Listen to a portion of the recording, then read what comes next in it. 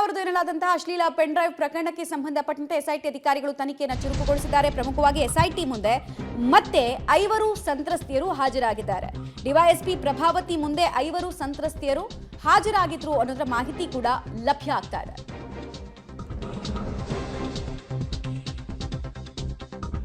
ಸಂತ್ರಸ್ತ ಮಹಿಳೆಯರ ಹೇಳಿಕೆಯನ್ನ ವಿಡಿಯೋ ರೆಕಾರ್ಡ್ ಮಾಡಿದ್ದಾರೆ ಅಧಿಕಾರಿಗಳು ತನಿಖೆಯ ಆಯಾಮದಿಂದ ಅನ್ನೋದು ತಿಳಿದು ಬರ್ತಾ ಇದೆ. ಇಲ್ಲಿ ತನಕ 10 ಸಂತ್ರಸ್ತ ಮಹಿಳೆಯರ ಹೇಳಿಕೆಯನ್ನ ಎಸ್ಐಟಿ ಅಧಿಕಾರಿಗಳು ದಾಖಲಿಸಿದ್ದಾರೆ.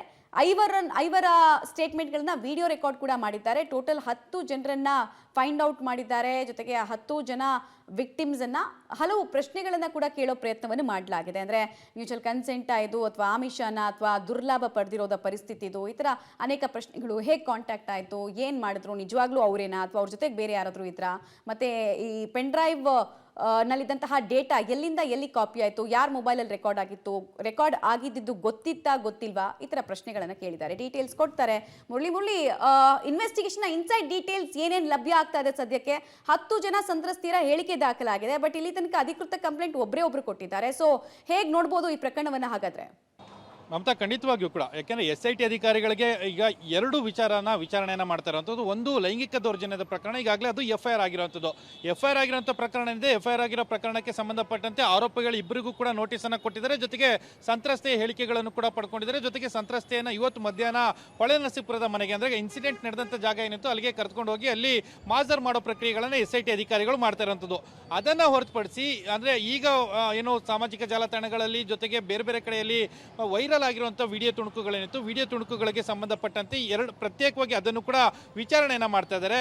ಆ ಪೆನ್ ಡ್ರೈವ್ ನಲ್ಲಿರುವಂತಹ ಸಂತ್ರಸ್ತೆಯರು ಯಾರ್ಯಾರಿದ್ರು ಅವರನ್ನು ಕೂಡ ವಿಚಾರಣೆಗೆ ಒಳಪಡಿಸುವಂಥದ್ದು, ಅವರ ಬಳಿಯಲ್ಲಿ ಹೇಳಿಕೆಗಳನ್ನ ಪಡೆದುಕೊಳ್ಳೋ ಒಂದಷ್ಟು ಕೆಲಸಗಳನ್ನು ಕೂಡ ಮಾಡ್ತಾ ಇರೋಂಥದ್ದು. ಮಮತಾ, ಪ್ರಮುಖವಾಗಿ ಇಲ್ಲಿ ಬರ್ತಾ ಇರೋಂಥದ್ದು ಇಬ್ಬರದು ಕೂಡ ಸಮ್ಮತಿಯ ಸೆಕ್ಸ್ ಆಗಿದ್ರೆ ಯಾವುದೇ ರೀತಿಯ ಕಾನೂನು ಕ್ರಮ ಆಗಲಿಕ್ಕೆ ಸಾಧ್ಯ ಇಲ್ಲ.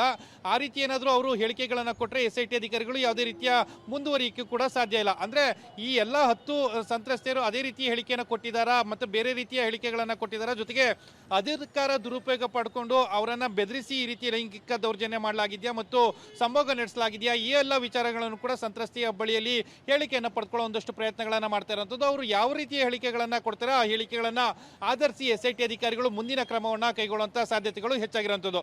ಆ ರೀತಿ ಏನಾದರೂ ಅಧಿಕಾರವನ್ನು ದುರುಪಯೋಗ ಪಡಿಸ್ಕೊಳ್ಳುವಂಥದ್ದು ಅಥವಾ ಬ್ಲ್ಯಾಕ್ ಮೇಲ್ ಮಾಡಿ ಏನಾದರೂ ಸೆಕ್ಸನ್ನು ನಡೆಸಿದರೆ ಅವರ ವಿರುದ್ಧ ಅತ್ಯಾಚಾರ ಪ್ರಕರಣವನ್ನು ಕೂಡ ದಾಖಲು ಮಾಡ್ಕೊಳ್ಬೇಕಂತದ್ದು ಮುಂದಿನ ಹಂತದಲ್ಲಿ ನಡೆಯುವಂಥದ್ದು. ಈಗ ಲೈಂಗಿಕ ದೌರ್ಜನ್ಯ ಪ್ರಕರಣದ ಬಗ್ಗೆ ಒಂದಷ್ಟು ತನಿಖೆಗಳು ನಡೀತಾ ಇದೆ. ಈ ಕಡೆ ಏನು ವಿಡಿಯೋ ತುಣುಕುಗಳೇನಿತ್ತು ಅದರ ಬಗ್ಗೆ ಕೂಡ ಪ್ರತ್ಯೇಕವಾಗಿ ಈಗ ತನಿಖೆಯನ್ನ ಮಾಡ್ತಿರುವಂಥದ್ದು ಮತ್ತು FSLಗೂ ಕೂಡ ಆ ವಿಡಿಯೋ ತುಣುಕುಗಳನ್ನ ಕಳಿಸಿರುವಂಥದ್ದು ಸತ್ಯಾಸತ್ಯತೆಯನ್ನ ತಿಳಿದುಕೊಳ್ಳೋದಕ್ಕೆ. ಮಮತಾ.